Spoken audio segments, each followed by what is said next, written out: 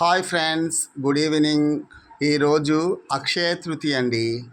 కాబట్టి మీరు మీకు కలిగినంతలో గ్రామో, తులమో, ఫలమో డబ్బులుంటే బంగారు కొనుక్కోండి. ఎందుకంటే అలా కొనడం వల్ల మీకు వృద్ధి అవుతుంది సంపద అనేటువంటిది శక్తి కొద్దీ. లేదంటే కనీసము నాకు పెద్దవాళ్ళు ఒక విషయం చెప్పారు. ఏంటంటే 108 రూపాయ బిళ్ళలు ఉంటాయి కదా ఇంట్లో, కాయిన్స్. ఆ కాయిన్స్ అన్నీ పరిశుభ్రంగా కడుక్కొని అమ్మవారికి శ్రీ లక్ష్మీ అష్టోత్తరాలకు ఒక్కొక్క మంత్రం చదువుతూ ఒక్కొక్క రూపాయి అమ్మవారి దగ్గర పెట్టండి ఫ్రెండ్స్.